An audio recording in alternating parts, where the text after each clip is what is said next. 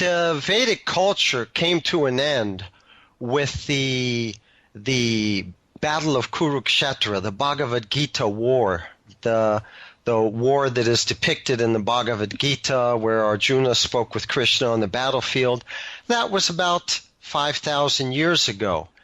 The Vedic knowledge was common within that society, and it was compiled when things started going downhill, when the culture started falling apart and disintegrating. And those are the four Vedas that we have in India. However, the four Vedas are very ceremonial. They're a little bit technical. And there are other, how would you say, branches of the Vedic literature, specifically the Puranas. And the Puranas are historical narrations. They're very similar to the Old Testament, the stories of David and Goliath, Ruth, Rebecca. It's reading the Puranic narrations. It kind of reminds me of reading the Old Testament. And it's there that we find mention of the Hollow Earth. Interesting. I mean, these texts, obviously, they're, I guess, compared to Sumerian texts, are these considered to be older? Because we're talking 5,000 years, and that's just when they were written down. I mean, there might be an oral tradition that extends longer than that. Yes, well, in the literature itself, what you see is that the Vedic society on Earth, which was once very much encompassing, it fragmented to Druid, to Indo-European, to various cultures that we know, that we think they're separate or similar, but they're ramifications, they're branch-offs. But yes, I would say, I don't see them as being older than the Sumerian. It's just that this knowledge is presented as something that's cyclical. Sometimes it's wiped off the face of the earth and it's reestablished again. What we see in the literature is that they are shepherded by this demigod culture, by these celestials that sometimes appear within the society as great warriors or great teachers or great proponents of medical science, that kind of thing. So it's eternal. Probably you've heard of the Kalki avatar. Mm-hmm. So Kalki comes at the end of every yuga cycle, consisting of 4 yugas. Right now we're in the last one, the Kali Yuga. At that time the Kalki avatar will appear, and he will bring with him men from the inner earth to repopulate the surface world. So in this way it's cyclical. It may disappear for a while, the Vedic understandings, but they're manifested again. That's the idea. So when you talk about age, I mean, how can you talk about age when that's the ideal, that it's something cyclical that's manifested again and again? Sure, that's definitely a fair point. And these texts, they kind of describe the earth and life and even humans much differently than we consider them today. Can you tell us about those aspects of the story? Yes, but they describe it all in stride. You know, I mean, somebody might be reading, for example, the history of the American Revolution, and then as part of the reading, you'll hear about the Atlantic, and you'll hear about the British, and you'll hear about France, and the French fleet came, and this, that, and the other. Well, in the same way, it's not. The point is not to describe these places. People knew about these places already. And in the same way, these Puranic texts, they describe narrations that have their own points, but as part of the storyline, the hollow cavity of the earth, the other side of the earth, is also described, because they're also involved with goings-on the surface, and vice versa. They go back and forth, just like we go back and forth across the Atlantic. So they're described, but they're described in that way. It's kind of in stride. Yeah, kind of like it's just it's given knowledge. And that is interesting. But don't they talk about a cloud layer up in the sky that seems very different than the clouds we have now, right? Well, this was the idea, and you can see it described in the Bible in with this idea of 40 days rain and 40 nights of rain, that there was a cloud mantle around the earth, and that it protected the beings on the earth from the radiations from deep space, and allowed human beings to grow taller, to have better brains, better memories, quicker thinking, and to have greater longevity also. So this is one thing that was described in Vedic times, that there was a cloud mantle, but when the Dwapara Yuga came to an end and the Kali Yuga began, the cloud mantle disintegrated. The descriptions of the hollow earth and even cavern worlds are certainly there. Now, you mentioned the point that these texts have passed through, the hands of one translator to the other until they've reached us in modern times. And this brings up the idea that perhaps some changes were made to these texts, yes, and maybe some exaggeration or something like that. But I'll bring up an interesting point. Of these Puranas, there are 18 of them that are especially prominent. There is one which is a little bit different. It belongs to a certain community of Brahmins in India, and they've kept it up, let's say. They've maintained it well. What is said about this Purana is that it has no interpolations in it, that it's a closed book. It was written in Vedic times.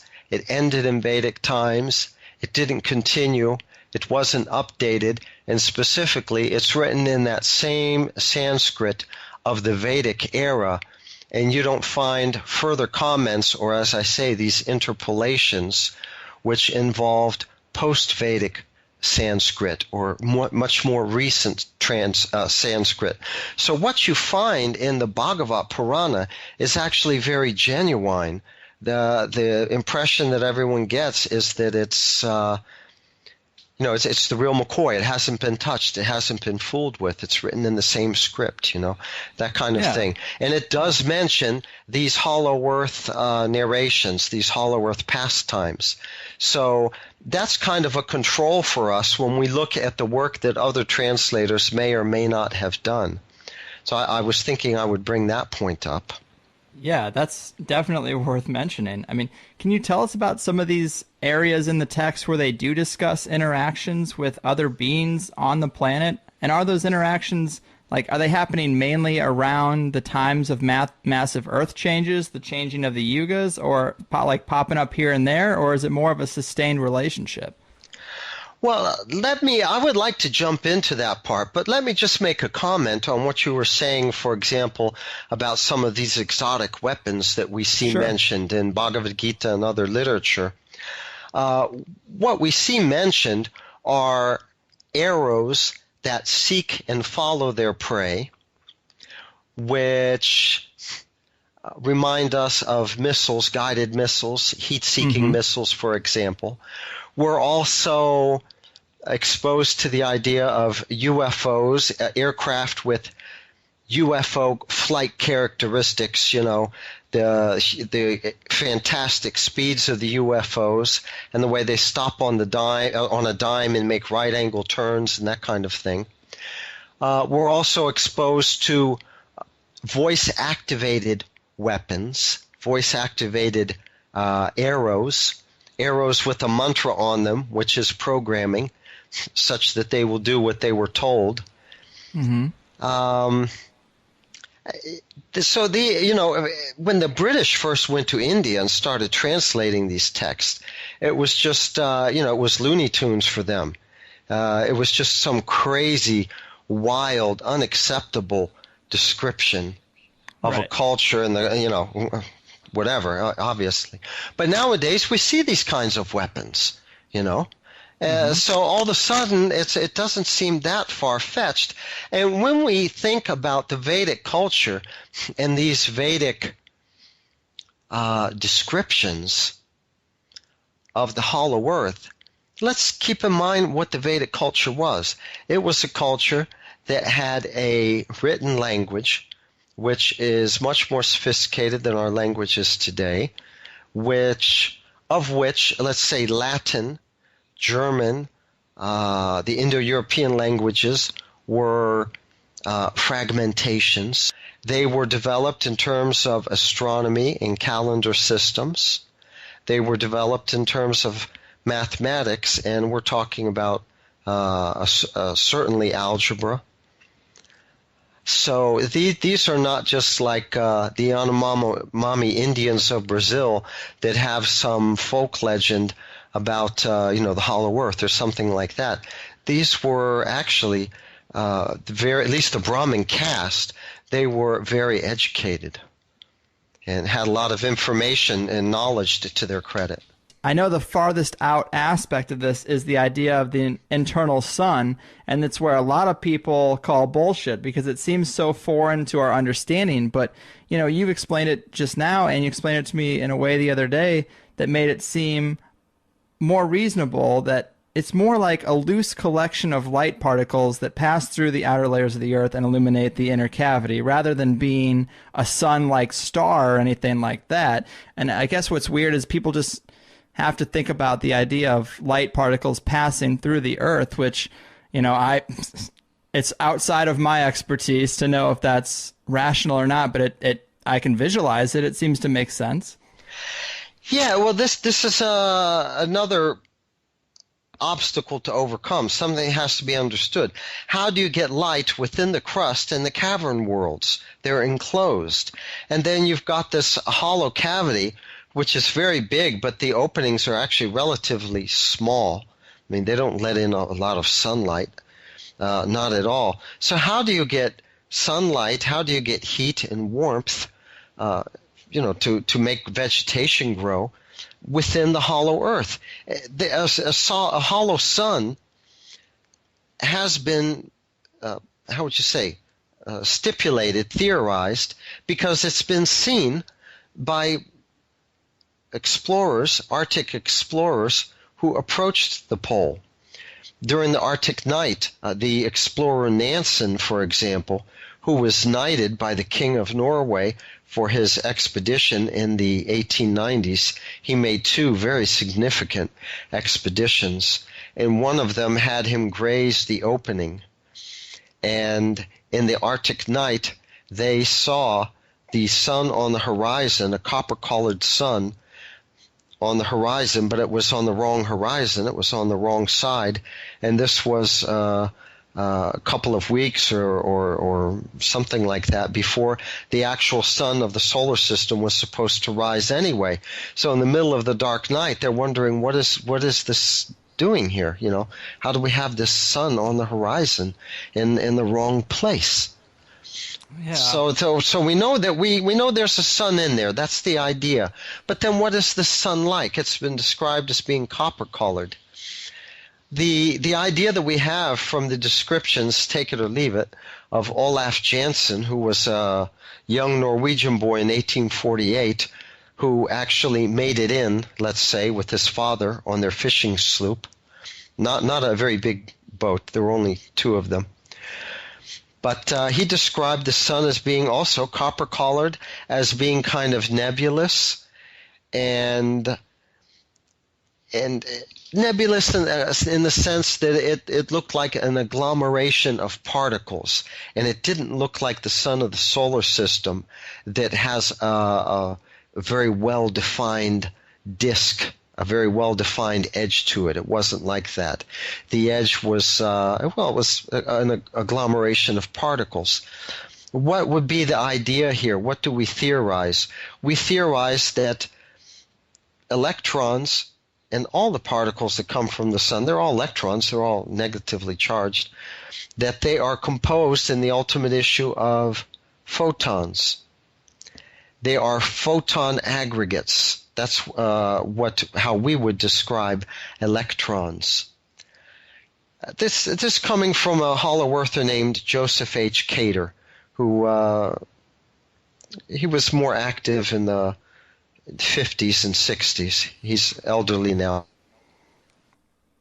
Gotcha. Yeah, I mean that aspect of it is super interesting, but I feel like we've done a pretty good job of explaining it, or mainly you. But let's go through some of these stories. I mean, you mentioned the expeditions in the Arctic, and I've heard you describe some pretty strange navigational behavior near the North Pole on some of those early expeditions to discover it, and you equate that to the false assumption that the Earth is a sphere, where in reality at the North and South Poles they sort of sink in like big punch bowls long before you get near the actual pole or the hollow Earth entrance. Can you tell us about those early expeditions and that aspect to the Earth's geology? Well, I can, but perhaps you'd give me just a few seconds to wrap up very quickly what I was actually driving at. Sure. With these particles that pass through the Earth. When they make it to the hollow portion, some of these particles, they get captured and they bounce around, they break up into their constituent photons, and that's how you have this omnipresent light that manifests in the hollow cavity. And they, in the ultimate issue, they congregate in the middle, and that's how the sun is formed. Maybe we should go to the outer surface then, and sure. Speak about the contour of the planet. Yes. So the idea that people have of the planet is that maybe it's like an egg on its side. The curvature of the Earth tends to flatten out until it becomes completely flat at the North and South poles. Mm-hmm. And this is true to a great degree, but if there is a hollow Earth with openings, then what we actually have is a basin.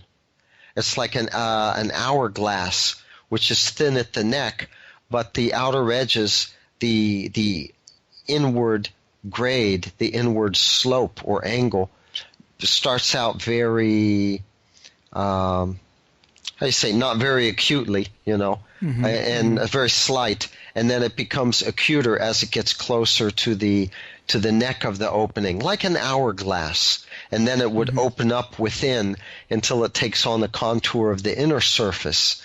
So this is very important. It has to do with navigation, because the Arctic explorers in the 1800s were always getting lost.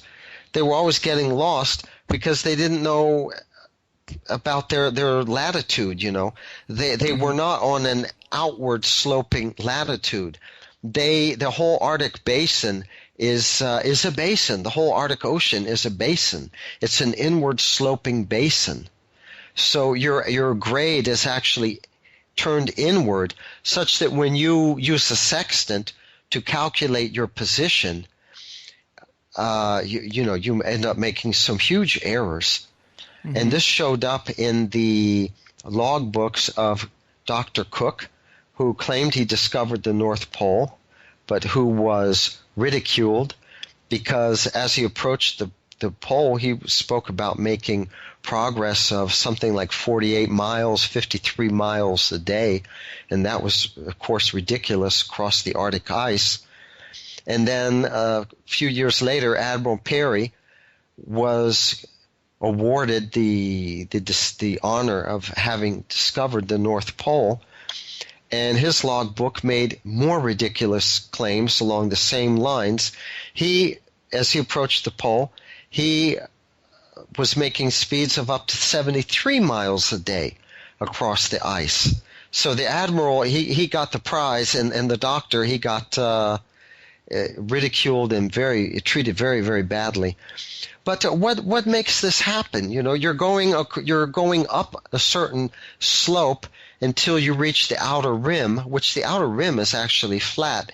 And then when you start edging downward and going inward, something happens. It's the same effect that you would have if you're in an auditorium which is dark, like in the movie theater, and you have the ushers with these flashlights in their hand. And when they flick their wrist, they can cover just a little bit of distance, but it gives the impression of having covered a large distance across the ceiling of the auditorium. So it's something like that. You travel a few miles, and the grade becomes very sharp. It goes from outward sloping to inward sloping. And when you project this against your celestial navigation, it seems like you just made 73 miles of progress that day. So this means that you're getting over the hump and you're really going down into the sharper angle of the hollow earth opening. But you don't realize it because all you see is flat land stretching out, all around you. But your navigation will tell you that you're getting close because the inward grade is getting steeper. This is one effect of the inward slope.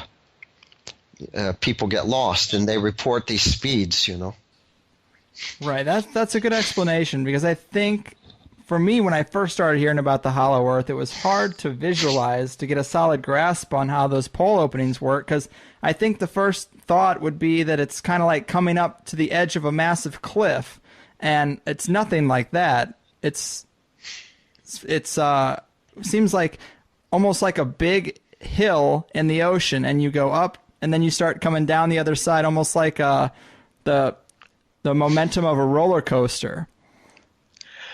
Right. Is that accurate? I would go along with that. But to give you an idea of the slightness of the grade, at least in the beginning, right above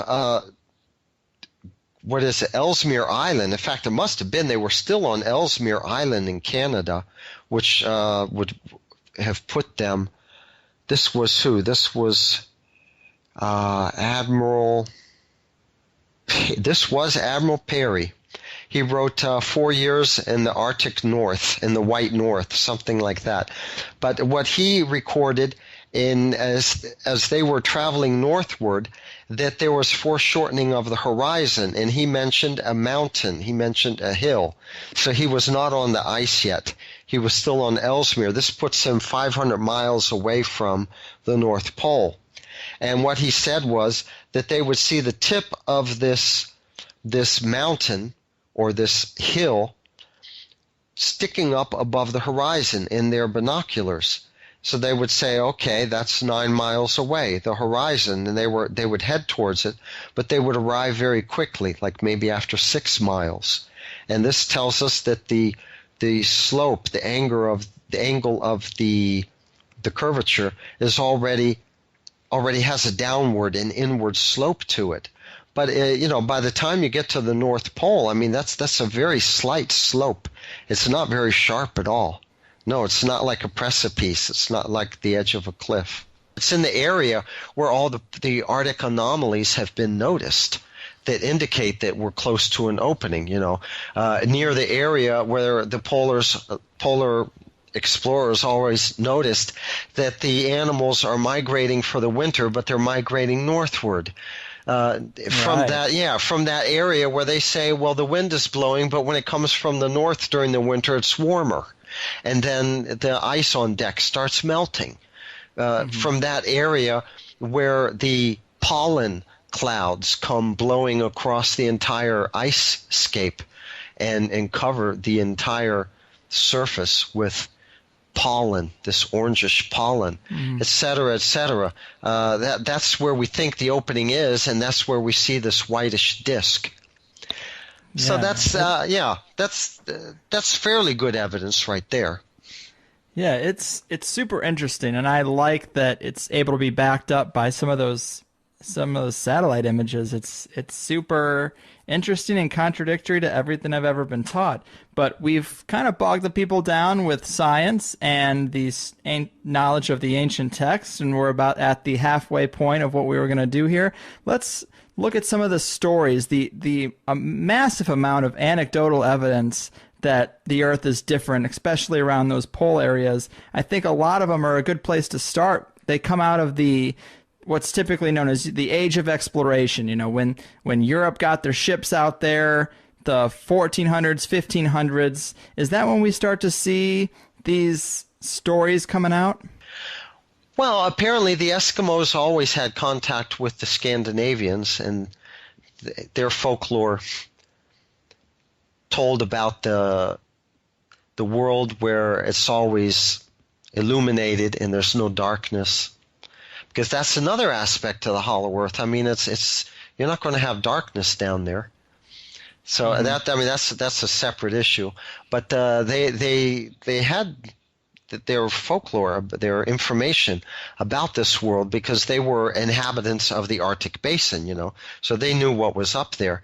And the Scandinavians, they've always had their folklore going back, this is before the Christian era at least, talking about their gods, their demigods, Thor, who is Jupiter, the land of Thor, where the people are giants and where the sun never sets, and the land where there's no horizon. So these concepts were always known to them, even way back then. So that's one point of reference. Another point of reference would be Leif Erikson, because he founded that colony in Greenland right at the turn of the millennium, at the end of the 900s, you might recall. And that was a colony that flourished very much so because of the support that came from Europe. They sent a boat or two every year to bring supplies and things people couldn't manufacture. And that colony went on for years. Now, the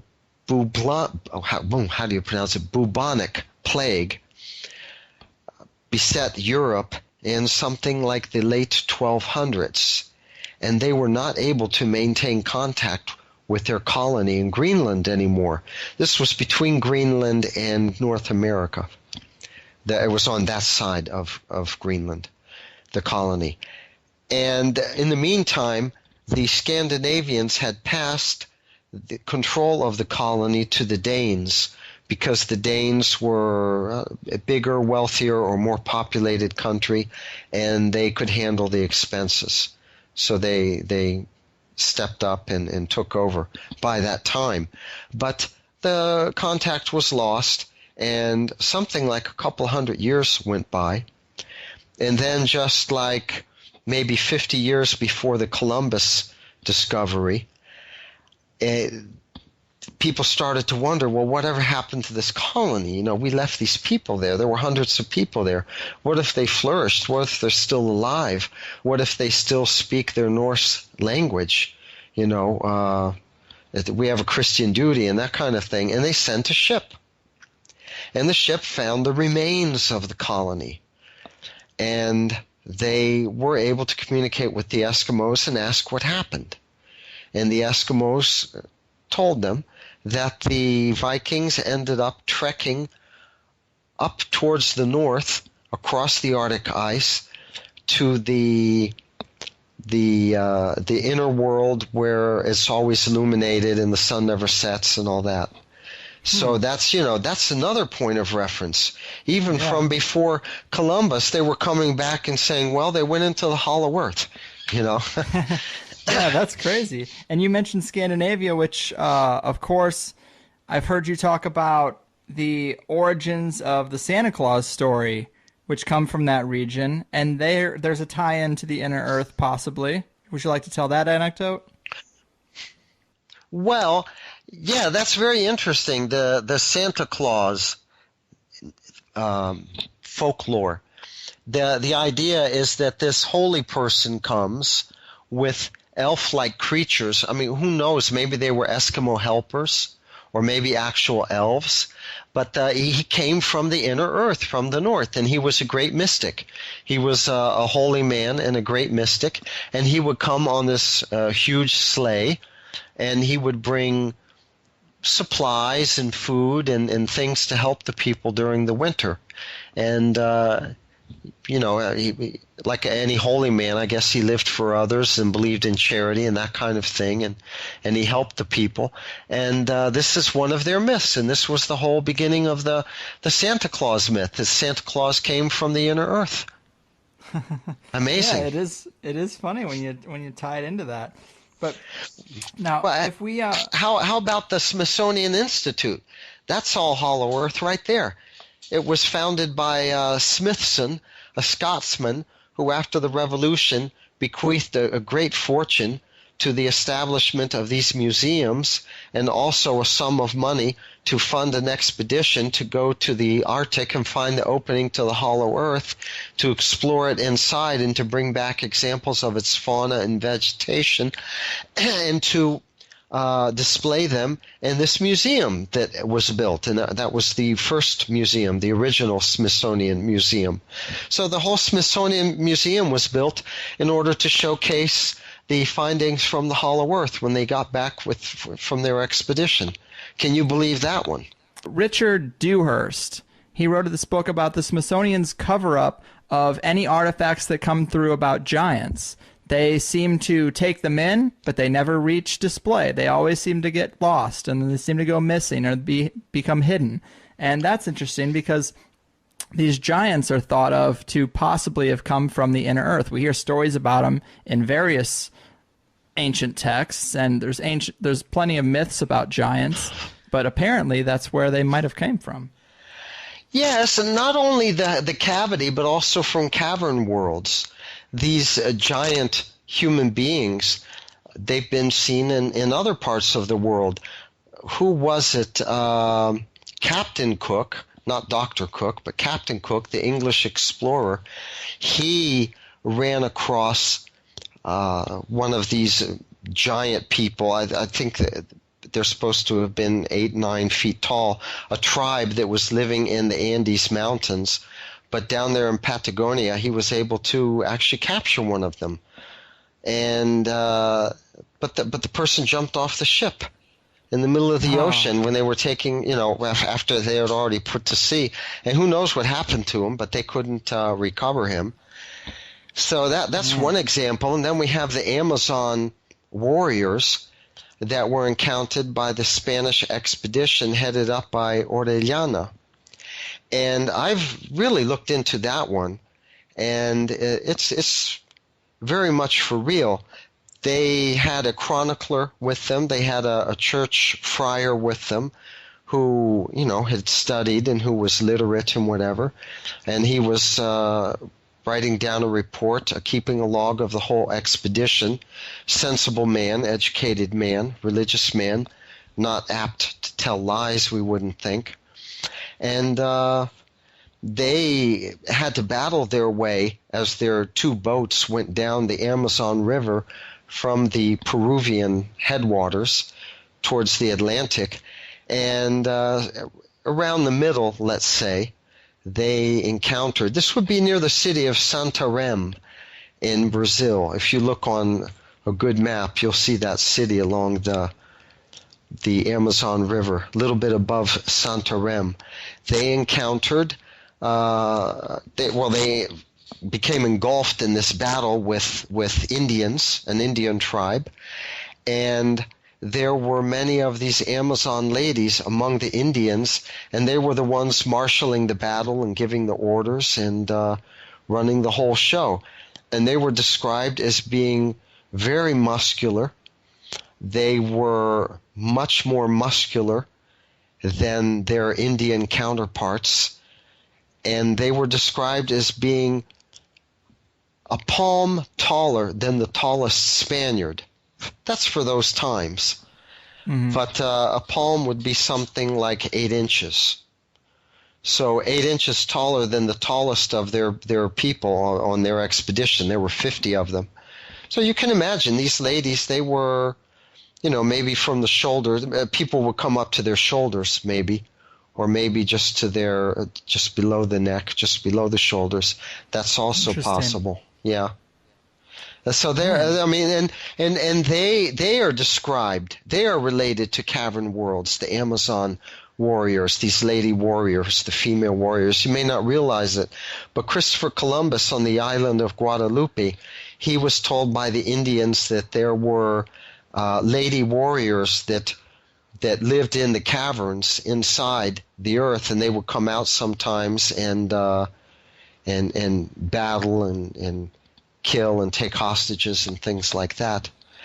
Whoa. So they seem to have had their underground aspect too. Because you don't find them; they disappeared. Yeah, interesting. So let me bring us back to this era of exploration a bit, in the 1500s and that kind of era, it seems like if there were discoveries and an orchestrated effort made to keep information from the public, because clearly, the powers that be, the shadowy elites that run the planet, they have to know this information and keep it hidden. And it seems like that would be the era where, at least among a certain level of leaders, it seems that that's where that concerted effort would start to happen. I mean, are there any stories from that time that jive with that idea? Well, there was Sir Martin Frobisher during the times when Elizabeth and Drake were terrorizing the seas, and Frobisher was one of them. He was one of her sea captains right up there with Drake. He was commissioned to go to the Arctic and to explore the Arctic shores.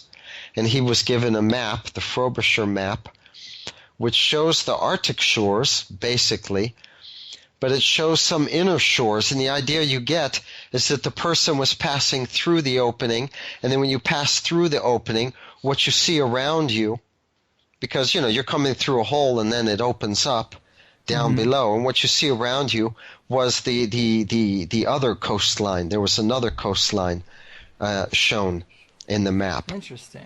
Yeah, so there's that. And then there was Henry Cabot, another explorer who was searching for the Northwest Passage. Well, he disappeared, but supposedly he was poking up there. And then when they were searching for the lost Franklin expedition around 1850, all of the explorers, especially the military rescuers, especially the military ones, were warned about not going up above and across the Arctic. They didn't want them to go poking around up there. There might be some reason for that, but certainly when you get to the explorer, I just mentioned his Nansen, a Norwegian. I mean, he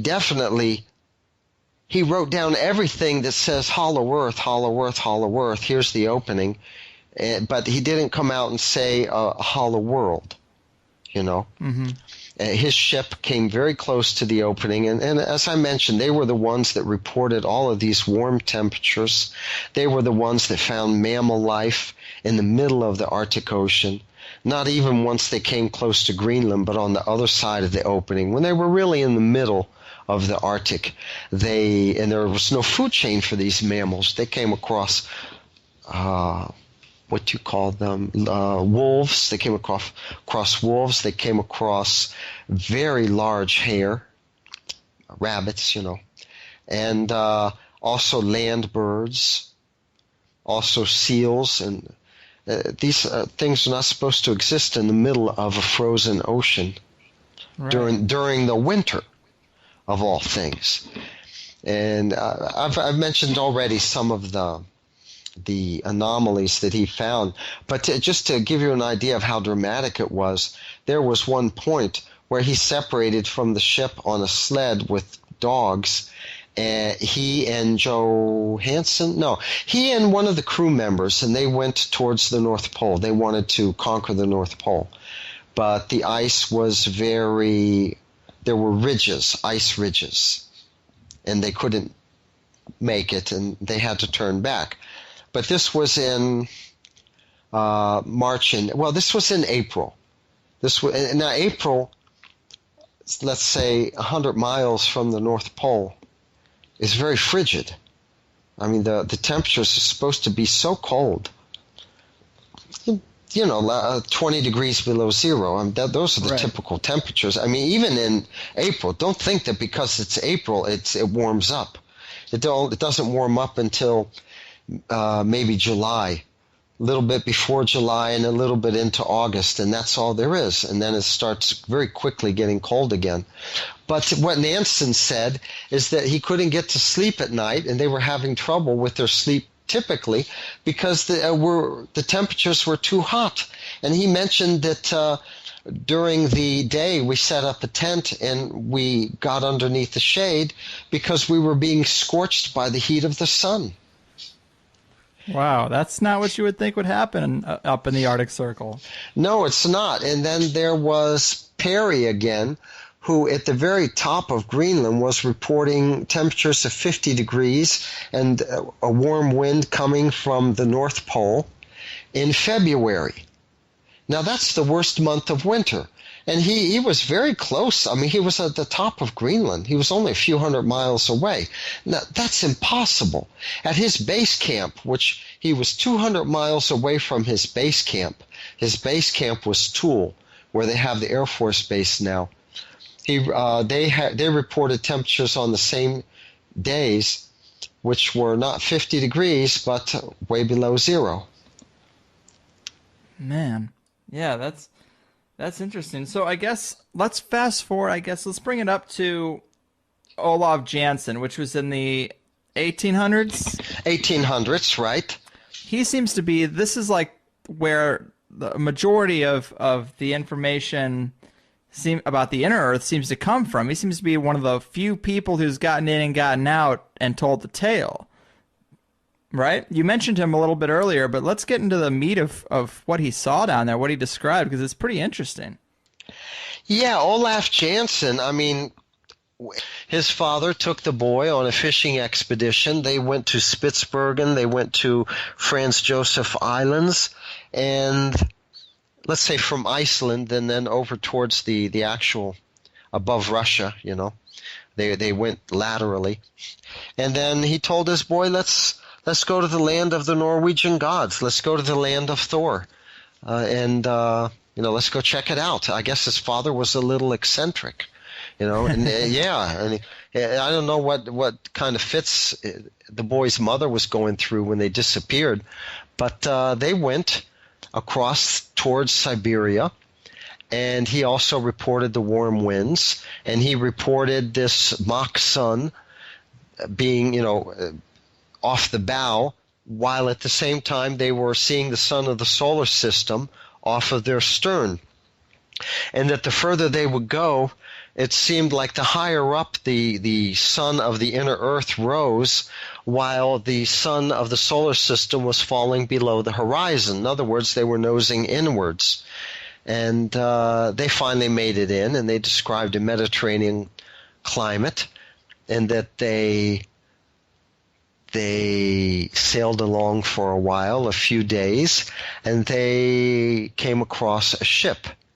And it seemed to be some kind of tourist ship, and the people were singing songs, and it was the hugest ship that you could ever imagine. I mean, for him in those days, who knows? Perhaps nowadays we have ships that would be similar in size. But they were discovered by this ship on their little sloop. And very quickly, let's say a type of captain's launch or something like that, or a lifeboat or whatever, was launched by the ship with no apparent ropes or anything like that. It was just lowered, and it very quickly approached them. And the people were giants, and they had beards, and they were very friendly, and they made nice offers for the two Norwegians to come with them on their boat and go back to the ship. So they jumped off of their fishing sloop and went with these people. And they quickly went back to the boat, and they were brought up, and there they were on deck, surrounded by these Hollow Earthers. And the Hollow Earthers were the same race as they were, the same as the Scandinavians. Nordic looking. We can see the Nordics and the Russians as being maybe spillage or offshoots or wanderers from the Hollow Earth that lived in the Arctic shores perhaps before the cloud mantle fell, and it just became separated from their homeland. But these people were Nordic looking. They spoke a language which Olaf Jansen said he later on realized was very close to Sanskrit. He said that his father, who was 6 foot something, 6'4", 6'6", only came up to the belt buckle of the shortest of them. Oh my God. Yeah. He said that they were very elegant and they had ease of manners and grace that only comes with good breeding. And he was treated very nicely. He mentioned trees. He was taken on tours. He mentioned trees that would dwarf the redwoods of California. He mentioned mammoth that also would dwarf the elephants of the surface. He mentioned that an apple was the size of a man's head. He mentioned that a bunch of grapes was as tall as a man. I think he means a man of the surface. That the fruit was much sweeter tasting. That the seeds were smaller. And he was even taken to see the king or the emperor of one of them. And they were treated very nicely. Their ship was filled with, or their boat was filled with gold, and after 2 years they decided to go back to their destiny and their world on the surface. He tried to go northwards. They had some problem with the winds working against them. It was the wrong season. The earth breathes. So they decided to just follow the wind down the southern side and come out that way. And that they sailed out of the Arctic Ocean and sailed into the Indian Ocean.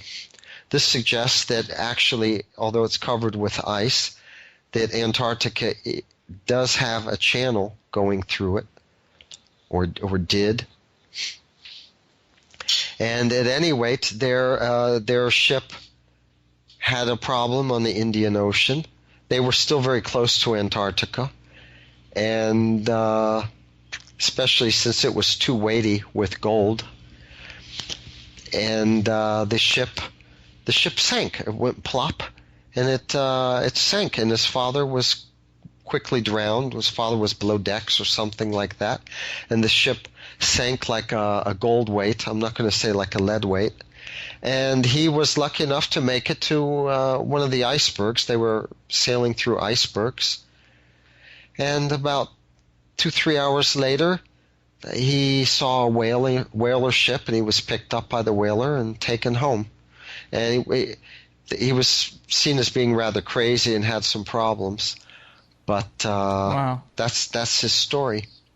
That's interesting, man. That's those detailed accounts of the fruit and the beans. That's pretty interesting to me. I guess one of the most famous accounts, anyone who's heard of the Hollow Earth has probably heard of the Admiral Byrd story. There are contradictions, and they haven't been explained very well. So, what did his expedition find? Were there any interesting details about the inner world or anything? I can tell you the only things I've heard, and I didn't tell you this before, but the one I got this from was my father. Oh, wow. Yeah, my father was, he joined the Navy in 1936. He's an original plank owner, original member of the cruiser Brooklyn. And after World War II, of course, he was still in the Navy. He stayed in until 56. And he was on that expedition. And the way this came to my attention is that during the Barry Goldwater campaign, I was just a little boy, and Johnson was running these ads against him where it showed this big nuclear mushroom cloud, and it depicted Goldwater as being irresponsible or something like that. Mm-hmm. And I remember my mother and father were talking about Armageddon and what could destroy the world, and he was talking. He brought up this expedition, and she always got on. She got on. This was the first time. I was really about 8 years old. I remember the house we were living in then, and she got on him about how, there you go again with that stuff, that you were on the Bennington. But when you got back to Australia or something like that, you wrote me a letter and you said you were on the Philippine Sea. So, and then you always said that you were on the Philippine Sea, and later on you did a tour on the Bennington. And he was swearing that, no, I only served on the Bennington. I was on the Bennington twice. And she would say, well, I wish I had kept that letter. I don't know why you keep saying that. And I don't know why, but he didn't want to say that he was on the Philippine Sea, which is the one that went down there. But he told her at this time when we were watching this commercial on television, it was in the afternoon. I remember everything that happened that day. And he told her that the pilots, they went down there and they investigated, and they flew because there were reports of Nazi UFOs down there, or flying saucers, or some weird contraptions like that.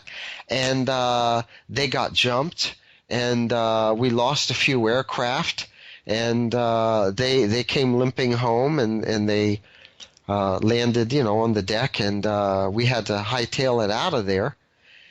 And I remember him telling her, she was trying to ask, well, what was it? What did they find? And he was saying, well, it was sort of a depression that they're in. They're in a depression there, and that's where they were staying. And he didn't have any exact information because, come on, he was a chief petty officer. They didn't tell him about it, But there was scuttlebutt on the ships, and that's all anybody knows about, that these aircraft went down there, and a lot of aircraft, and they were encountered by UFOs. They were treated abruptly. They opened fire or something like that. There were exchanges, and they really got whipped. Lost aircraft. And see, I guess the prevailing theory is that these were Nazi crafts. I know there's a lot of weird occult themes and strange technology that surround the Nazis, and they took a lot of interest in the poles. Some even think Hitler did escape to Antarctica. Do you think they were aware of the inner Earth? Well, it's funny. They sent the expedition to the African side, New Schwabenland. There were 2 or 3 large ships, and they did have a couple of seaplanes with them, and they did do a lot of exploring, but they were on the wrong side. They were exploring because they were looking for the entrance to the Hollow Earth. Exactly. This idea, if this is true and all the forms we're discussing, you realize this would be the mother of all conspiracies, right? This would be one of the ultimate secrets to have kept all these years, right? Well, I think that there's a worldwide conspiracy much wider and just much more far-reaching than anybody could possibly fathom. It's kind of hard to just come out and tell people whether the source of our civilization is actually from the hollow world and we've broken away and that's our homeland, and things like that. They would lose control, and all of the people from the surface can't go there anyway. And I don't know. What are they supposed to do? Of course they're not telling us. Mm-hmm. Yeah, I actually have thought about the idea, well, it's clear the way the rulers rule is through fear and propaganda and misinformation. And it's interesting when I think back to a time when people thought the world was flat, when they thought the earth was flat, and the big scare was, oh, you don't want to venture too far from home, you might fall off the earth. And that just seems like a story you would tell someone that you wanted to keep under control. I wonder if the leaders really believed the earth was flat, or if that's just something they were able to propagandize to keep a better thumb, to keep everybody under their thumb. And maybe the secrets of a hollow earth is just that to another level. But with technology expanding to the everyman, it seems harder to keep a lid on this. Are there any stories of a concerted effort to cap some of these holes to the cavern worlds, or collapse some of these tunnels so that people can't access them? Now, about attempts to cap the openings to cavern worlds, which the cavern worlds theme interests me very much because it's right where we are. You don't have to travel across 2,000 miles of frozen Arctic wasteland in northern Canada and all that, and carry your fuel with you and food and survive the elements to get to where these cavern worlds are. Right. They're everywhere, and it's not just in the jungles of the Amazon. They're in North America. They're everywhere. For example, the Apache Indians were known for escaping through tunnels. They only fought one pitched battle with the cavalry. They would spring raids on the cavalry, usually from the mountains, from above, while the cavalry's in a canyon or something like that. And then they would run off through these tunnels and caves, and the cavalry would never catch up with them. And they would show up like on the other side of the border in Mexico 2 weeks later, something like that. And nobody saw them traveling across land. So this is very interesting. Now, right where the Apaches had their chief activity, where they were the most active, where they defended the most, and especially one area where they fought a pitched battle to keep the cavalry away, which is close to the Panamint Mountains, if I'm not mistaken. It's up there near Area 51, and it is an area where there are reports of tunnel entrances and steps, cut steps into the rocks, and auditorium-sized rooms that opened up. But what went on during the early 70s, right in that area, something like, according to David Hatcher Childress, 25 miles from where the Apaches were most active, were the underground atomic explosions. So if there were cavern worlds in this area, and there were, the world of the Apaches or something like that was actually below the surface of the earth, or some cavern world was down there, at one point, we just weren't able to make peace with them or subjugate with them, and they did these underground atomic explosions. And the Russians did a few too. And then the Hindu Kush, which is known, that's where you have the most folklore about underground worlds, Shangri-La and that kind of thing. The Pakistanis engaged in some underground nuclear testing also.